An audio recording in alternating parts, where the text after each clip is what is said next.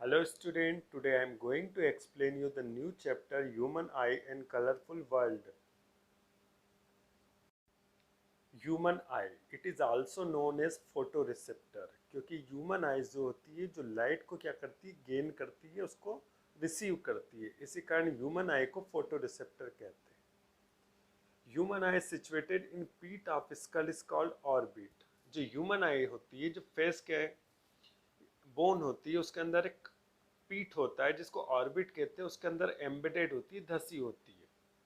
Eyeball almost spherical, diameter 2.3 centimetre. जो eyeball होती है वो स्फेरिकल होती है, लगभग गोल होती है, और उसका जो डायमीटर होता है 2.3 सेंटीमीटर होता है। The front transparent part of I is called cornea. जो आपको आंखों की बाहर की तरफ दिखाई देता है जो ट्रांसपेरेंट पार्ट होता है इसको कॉर्निया कहते हैं, जो कि 25% पार्ट होता है, जबकि 75% पार्ट जो होता है वो ओपेक होता है, जो अंदर की तरफ होता है। Behind cornea situated the circular iris. Cornea के पीछे की तरफ जो होता है सर्कुलर आइरिस होता है। In centre of iris situated the pupil, और आइरिस की जो सेंटर में होता है वो प्यूपिल होता है। अब आइरिस का फंक्शन देखेंगे, the control and regulate the amount of light entering the eye. ये जो आइरिस होता है जो लाइट की क्वांटिटी आइस के अंदर एंटर करती है उसकी क्वांटिटी को रेगुलेट करता है, एडजस्टिंग द साइज ऑफ प्यूपिल। और जो लाइट की क्वांटिटी को रेगुलेट किया जाता है, प्यूपिल का साइज बड़ा और छोटा होता है। जब आप ब्राइट लाइट में देखते हैं तो प्यूपिल कैसा हो जाता है, कॉन्ट्रिक्ट हो जाता है, सिकुड़ जाता है, ताकि वो एक लिमिट क्वांटिटी को अंदर जाने दे। लेकिन जब आप डिम लाइट में जाते हैं तो प्यूपिल का साइज बड़ा हो जाता है ताकि ज़्यादा से ज़्यादा लाइट आपकी आइज के अंदर जाए। Behind the प्यूपिल situated I lens. जो प्यूपिल होता है उसके जस्ट पीछे की तरफ आई लेंस होता है। जो लेंस बना होता है फाइब्रस, फाइबर का बना होता है, जेली लाइक मटेरियल होता है, which is supported by ciliary ligament. जो लेंस होता है उसके दोनों तरफ सिलियरी लिगामेंट होते हैं, उन लिगामेंट के बीच में जो होता है लेंस फिट होता है। जो आईबॉल होती है उसमें 3 लेयर्स पाए जाते हैं। अगर उसको बाहर से अंदर की तरफ देखेंगे तो उसमें कितने लेयर्स होते हैं, 3 लेयर। जो सबसे आउटर लेयर होता है स्क्लेरोटिक होता है, और मिडिल लेयर जो होता है कोरोइड होता है, और इनर लेयर जो होता है उसको रेटिना कहते हैं। जो आइज के अंदर इमेज फॉर्म होती है वो रेटिना के ऊपर होती है। Retina contains rod and cone sensitive sales. जो रेटिना होते हैं उसके अंदर 2 टाइप की सेंसिटिव सेल्स होती है, एक रॉड होती है, दूसरी कॉन्स होती है। रोड्स होती है रॉड लाइक होती है, कॉन्स जो होती है कोनिकल शेप में होती है, दोनों जो उसके एंड होते हैं वो कोनिकली शार्प होते हैं। रॉड्स के अंदर रोडोप्सिन पिगमेंट होता है और कॉन्स के अंदर आयोडोप्सिन होता है। रोडोप्सिन जो होता है आपको आइडेंटिफाई कराता है लाइट और डार्क में, तथा कॉन्स के अंदर जो पिगमेंट होता है वो आपको कलर में डिफ्रेंशिएशन करवाता है। Rod sensitive for light and cone sensitive for colours. These cells get activated and generated the electrical signals or nerve impulse we send to brain via optical nerves। जब ये cell activated होती है तो कुछ electric signal pass करती है जिनके द्वारा जनरेटेड होते हैं, वो जो इलेक्ट्रिक सिग्नल ब्रेन तक जाते हैं ऑप्टिक नर्व के द्वारा। You can see in this diagram the structure of human आई। जैसे कि अभी मैंने बताया कि जो ह्यूमन आईज होती है उसमें 3 लेयर्स होते हैं। जो ये पहला लेयर्स होता है रेड कलर का, ये कौन सा होता है, स्क्लेरोटिक। उसके बाद जो बीच का होता है वाइट कलर वाला होता है कोरोइड, और अंदर वाला जो रेड दिख रहा है वो क्या होता है, रेटिना होता है। तो आई बॉल में कितने लेयर है, 3 लेयर्स। पहला जो है स्क्लेरोटिक है, दूसरा है कोरोइड है, और तीसरा है रेटिना है। जो स्क्लेरोइड होता है ये आईबॉल को एक स्पेसिफिक शेप प्रोवाइड करता है, जिससे आईबॉल जो होती है ऑलमोस्ट स्फेरिकल होती है। स्क्लेरोटिक का जो आगे का पोर्शन होता है ये वाला, ये ट्रांसपेरेंट होता है, जिसको क्या कहते हैं, कॉर्निया कहते हैं। इसके बाद जस्ट नीचे की तरफ होता है आपका कोरोइड लेयर, ये सेकेंड लेयर होता है, और ये केवल कॉर्निया वाले रीजन तक पाया जाता है।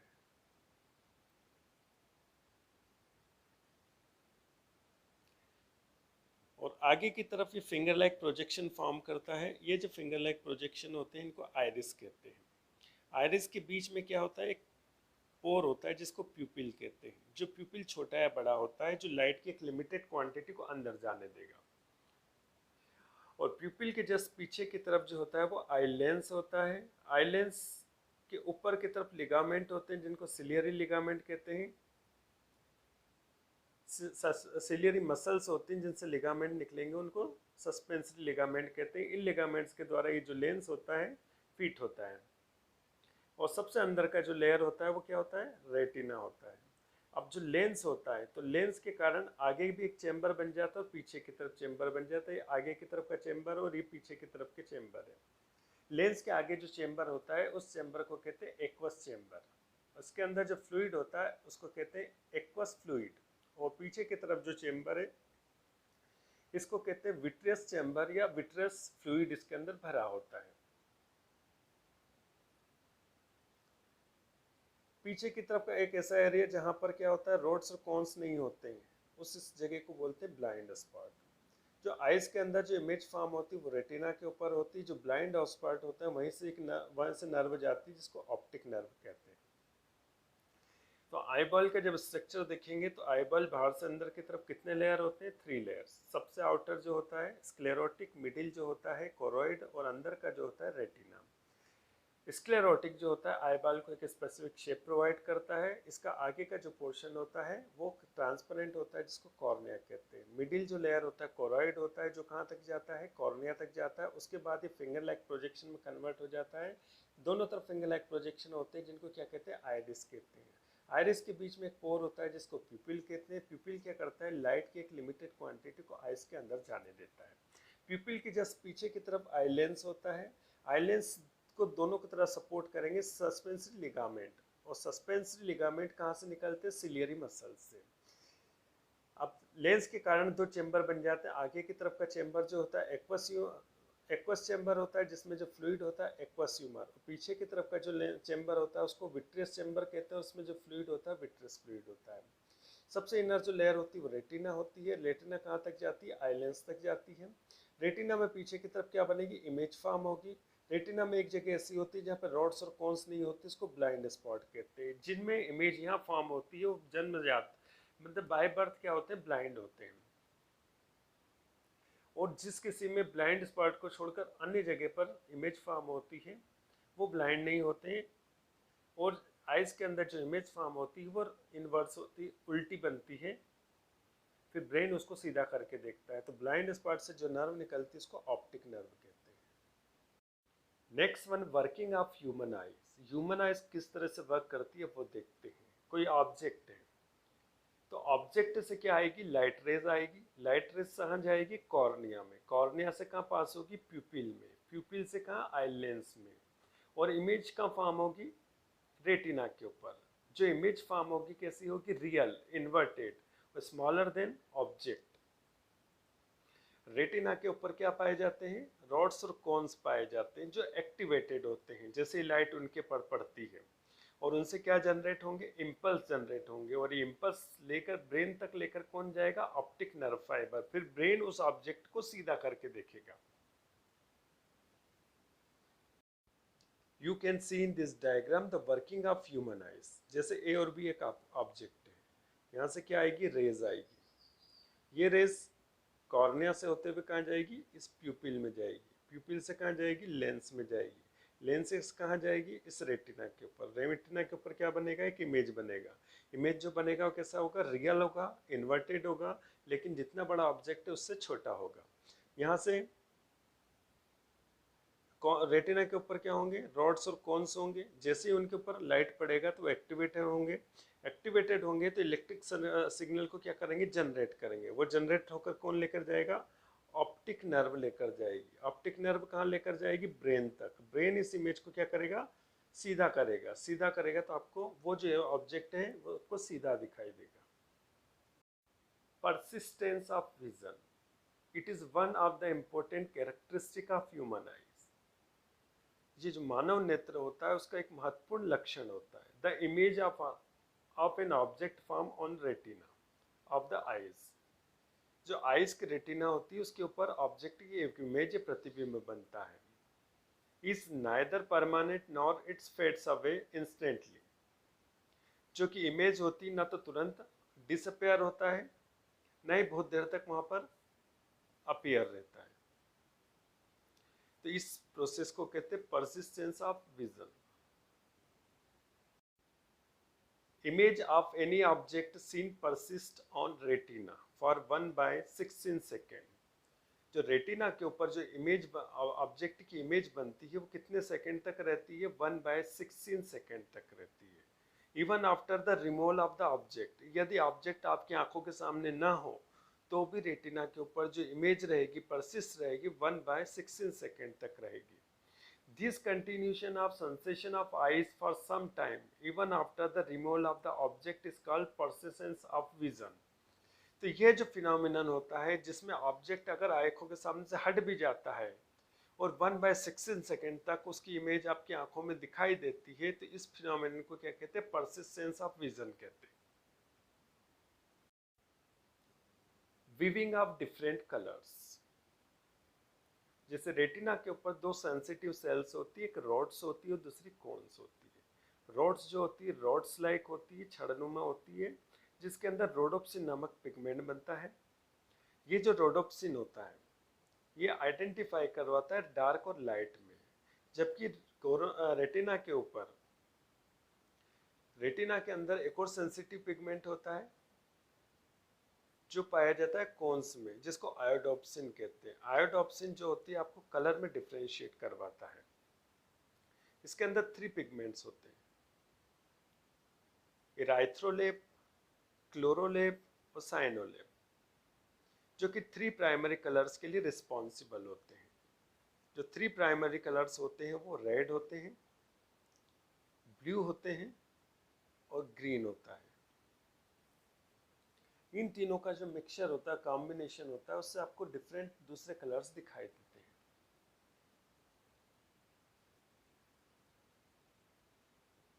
Colour blindness, colour blindness is said to occur when the person cannot distinguish between the different colors, तो his vision may otherwise be normal। Colour blindness एक डिसऑर्डर्स होता है जिसमें जो पर्सन होता है जो डिफरेंट कलर्स होते हैं उसमें डिफ्रेंशिएट नहीं कर पाता है, जबकि उसका जो विजन होता है वो नॉर्मल होता है। ये जेनेटिक डिसऑर्डर्स होते हैं।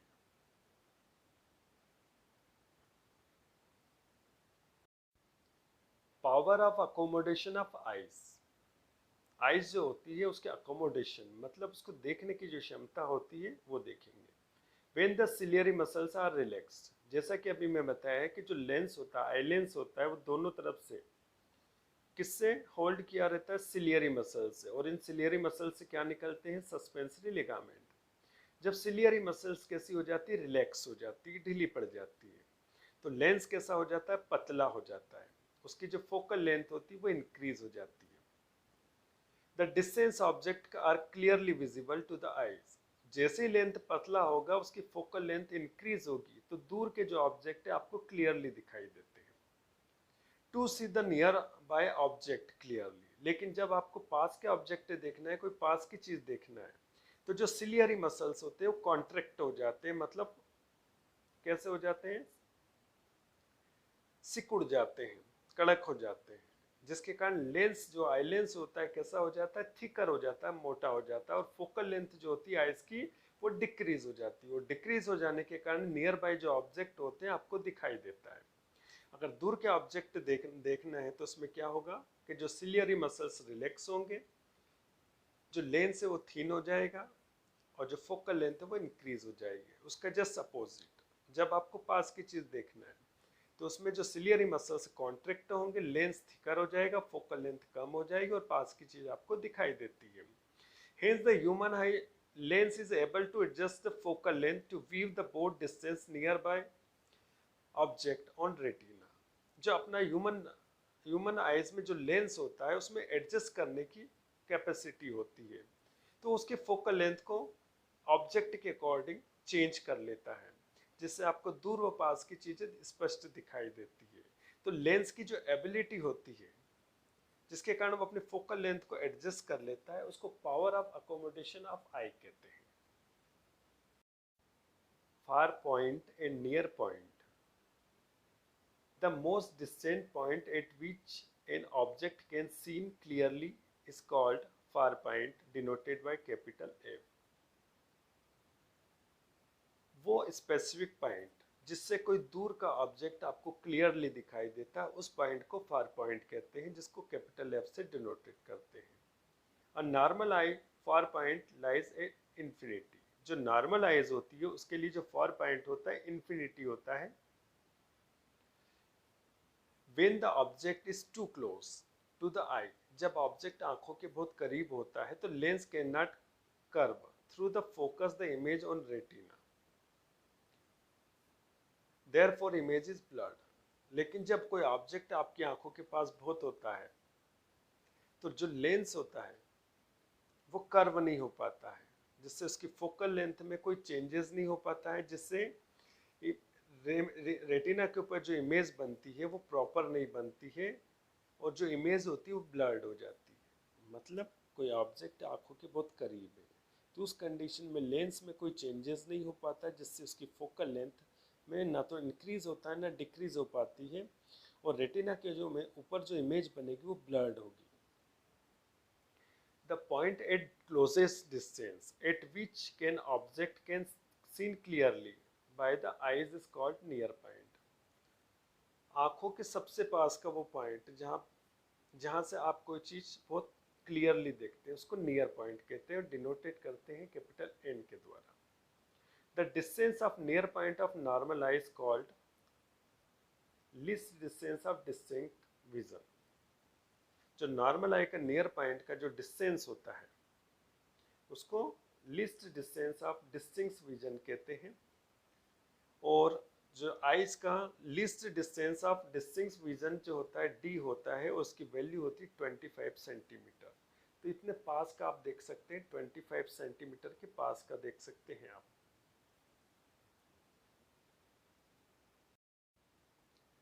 Defects of vision. तो जब देखने से संबंधित कुछ एबनॉर्मेलिटीज आती है तो उनको डिफेक्ट कहते हैं। पहला आता है मायोपिया, शॉर्ट साइडनेस। जैसा नाम है वैसी डिजीज नहीं होती। शॉर्ट साइडनेस से मतलब आपको नियरेस्ट ऑब्जेक्ट विजिबल होगा, लेकिन डिस्टेंस जो ऑब्जेक्ट है वो आपको क्लियरली विजिबल नहीं होता है, तो इस कंडीशन को मायोपिया, शॉर्ट साइडनेस कहते हैं। Reason, increase the length of eye ball. Eye ball की जो लेंथ होती है वो इंक्रीज हो जाती है, as if the distance of retina from eye lens has increase. तो आई बॉल जो है उसकी लेंथ इंक्रीज हो गई है, तो जो लेंस है और रेटिना के बीच की जो डिस्टेंस है वो भी इंक्रीज होगी। तो पहला रीजन। Second, decrease in focal length of eye lens. जो आई लेंस है उसकी फोकल लेंथ डिक्रीज हो जाती है, जिसके कारण आपको केवल क्या दिखेगा, नियर ऑब्जेक्ट दिखेंगे, फारेस्ट ऑब्जेक्ट नहीं दिखेंगे। अब इसको क्योर कैसे किया जाएगा, तो इसके लिए आपको स्पेक्स पहनना पड़ेगा कॉन्केव लेंस का, जिसके कारण आपको फॉरेस्ट जो ऑब्जेक्ट है वो भी क्लियरली विजिबल होंगे। You can see in this diagram how to produce the myopia. पहला जो डायग्राम होता है वो शो करेगा नॉर्मल आई को। नॉर्मल आई में क्या होता है कि जो आई बॉल होती है ऑलमोस्ट कैसी ओवल होती है, लगभग स्फेरिकल होती है, और जो लेंस है और रेटिना के बीच की दूरी की डिस्टेंस कितनी होती है, कम होती है। लेकिन अगर आई बॉल क्या हो जाता है, ज़्यादा उसकी लेंथ बढ़ जाती है। अगर उसकी लेंथ बढ़ जाती है जिससे क्या होता है कि लेंस और जो रेटिना इसके बीच का डिस्टेंस क्या होगा, इंक्रीज हो जाएगा, और जो लेंस की फोकल लेंथ है वो डिक्रीज हो जाएगी। तो इस एबनॉर्मेलिटी को क्या कहेंगे, मायोपिया, जिसके कारण क्या होता है कि नियरेस्ट ऑब्जेक्ट को तो आपको क्लियरली दिखेगा, लेकिन फॉरेस्ट जो ऑब्जेक्ट है वो क्लियरली नहीं दिखेगा। अब इसको क्योर कैसे करेंगे, तो इसके लिए आप कौन सा स्पेक्स लगाओगे, किस लेंस का, कॉनकेव लेंस का। तो ये कॉनकेव लेंस क्या करता है कि आईबॉल को पीछे की तरफ धकेल देता है, जिससे आईबॉल कैसा हो जाता है, ऑलमोस्ट कैसा हो जाता है, स्फेरिकल हो जाता है। जैसे ही स्फेरिकल होता है तो लेंस तथा रेटिना के बीच का जो डिस्टेंस है वो क्या हो जाएगा, डिक्रीज हो जाएगा, और जो लेंस होता है उसकी जो फोकल लेंथ है वो क्या हो जाएगी, इंक्रीज हो जाएगी। जैसे ही फोकल लेंथ इंक्रीज होगी तो आपको फॉरेस्ट ऑब्जेक्ट भी क्लियरली विजिबल होंगे। सेकेंड, हाइपरमेट्रोपिया और लॉन्ग साइडनेस। ये बिल्कुल मायोपिया का अपोजिट होगा। यहाँ पर फॉरेस्ट जो ऑब्जेक्ट होंगे, डिस्टेंस जो ऑब्जेक्ट होंगे वो क्लियरली विजिबल होंगे, लेकिन जो नियरेस्ट ऑब्जेक्ट वो क्लियरली विजिबल नहीं होंगे। तो रीजन क्या होता है? Decrease the length of eye ball, जो आई बॉल है उसकी लेंथ डिक्रीज हो जाएगी, मतलब वो ज्यादा गोल हो जाएगा एकदम, जिसके कारण लेंथ लेंस जो होता है और रेटिना जो होते हैं उनके बीच की डिस्टेंस क्या हो जाएगी? कम हो जाएगी। और जो लेंस की जो फोकल लेंथ है वो इंक्रीज हो जाएगी, क्योंकि लेंस फुली तरह से क्या हो गया? रिलैक्स हो गया है। तो दो रीजन है। पहला रीजन क्या है कि आईबॉल की लेंथ कम हो गई। आईबॉल की लेंथ कम होने से लेंस तथा रेटिना के बीच का डिस्टेंस क्या हो गया? कम हो गया। और लेंस के रिलैक्स होने के कारण उसकी फोकल लेंथ क्या हो गई? इंक्रीज हो गई। जिससे क्या हो रहा है कि आपको फॉरेस्ट ऑब्जेक्ट तो विजिबल हो रहे हैं लेकिन नियरेस्ट ऑब्जेक्ट विजिबल नहीं हो रहे। अब इसको क्योर कैसे किया जाए? तो इसको क्योर करने के लिए आपको स्पेक्स लगाना होंगे और उसके अंदर जो लेंस होगा वो कॉन्वेक्स लेंस होगा। अब कॉन्वेक्स लेंस का जैसे स्पेक्स लगाओगे तो आईबॉल का जो लेंथ है वो बढ़ जाएगा, जिससे रेटिना तथा लेंस की डिस्टेंस जो होगी इंक्रीज हो जाएगी और लेंस जो है उसकी फोकल लेंथ क्या हो जाएगी? डिक्रीज हो जाएगी, जिससे आपको नियरेस्ट ऑब्जेक्ट भी क्लियरली विजिबल होने लगेंगे। You can see in this diagram hypermetropia normal eye. Normal eye होती है तो लेंस तथा की जो फोकल लेंथ होती है वो क्या हो जाती है? डिक्रीज रहती है नॉर्मल की। और जो लेंस है रेटिना उसकी जो डिस्टेंस वो भी नॉर्मल होती है। और आईबॉल कैसी होती है? लेंथ वाइज होती है, लगभग ओवल होती है। लेकिन जब एबनॉर्मलिटी आती है तो उस कंडीशन में जो आईबॉल होती है वो कैसी हो जाती है? एकदम गोल हो जाती है। अब गोल होने के कारण क्या होगा कि जो लेंस और रेटिना है इसके बीच का जो डिस्टेंस क्या हो जाएगा? कम हो जाएगा। और जो लेंस है उसकी फोकल लेंथ क्या हो जाएगी? इंक्रीज हो जाएगी। अब इंक्रीज हो जाने के कारण आपको क्या दिखेगा? नियरेस्ट ऑब्जेक्ट नहीं दिखेगा, लेकिन जो फॉरेस्ट ऑब्जेक्ट दिखेगा। अब इसके लिए आप क्या करेंगे? तो जो आप स्पेक्स लगाएंगे उसके अंदर कौन सा लेंस रहेगा? आपका कॉन्वेक्स। अब कॉन्वेक्स लेंस लगाने से जो क्या होगा कि जो आईबॉल होता है वो कैसे उसकी लेंथ बढ़ जाती है। आईबॉल की लेंथ जैसे ही बढ़ेगी तो लेंस तथा रेटिना के बीच का डिस्टेंस भी क्या हो जाएगा? बढ़ जाएगा। और उसकी जो फोकल लेंथ होती है ये क्या हो जाएगी? कम हो जाएगी। जिससे क्या होगा कि आपको डिस्टेंस का जो ऑब्जेक्ट है वो तो दिखेगा लेकिन आपको नियरेस्ट भी ऑब्जेक्ट दिखने लगेगा। When a person suffer from both myopia as well as hypermetropia, अगर किसी व्यक्ति के अंदर दोनों एबनॉर्मलिटी है, मायोपिया भी और हाइपरमेट्रोपिया, उसको पास का भी नहीं दिखाई देता और दूर का भी नहीं दिखाई देता है, तो उस कंडीशन में उसको इस डिसऑर्डर्स को क्योर करने के लिए जो स्पेक्स लगाया जाता है उसके अंदर बाइफोकल लेंसेज होते हैं।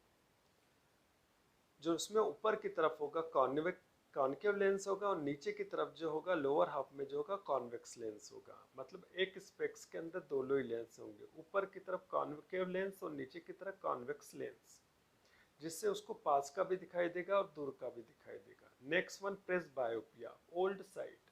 जैसे जैसे एज बढ़ती जाती है और दिखाई देना कम हो जाता है तो उस कंडीशन को प्रेस बायोपिया कहते हैं। Presbyopia is that defect of human eye due to which the old person cannot read and write comfortably. जैसे जैसे एज बढ़ती है तो वो जो पर्सन होता है ना तो पढ़ सकता है ना लिख सकता है। That is why presbyopia is called old sight. With increasing the lens, with increasing the age, the ciliary muscles holding the eye lens weaken and eye lens loses some of its flexibility और elasticity. जैसे जैसे as बढ़ती है तो lens को कौन hold करके रखता है? Ciliary muscles. तो ये जो सिलियरी मसल्स एज बढ़ने के साथ वीक हो जाते हैं, कमजोर हो जाते हैं, जिससे उनकी इलास्टिसिटी मतलब खिंचाव और फ्लेक्सिबिलिटी जो होती है वो कम हो जाता है, जिसके कारण लेंस जो होता है अपनी जगह पर प्रॉपर फिक्स नहीं हो पाता है, उसमें कोई मूवमेंट नहीं होती, जिसके कारण क्या होता है? प्रेस बायोपिया होता है। तो इसको क्योर करने के लिए आपको क्या करना पड़ेगा? The correct presbyopia, an old person has to use spectacle with convex lens of suitable focal length. इसके लिए आपको यूज करना पड़ेगा कॉन्वेक्स लेंस ताकि उसको दिखाई देना शुरू हो जाए।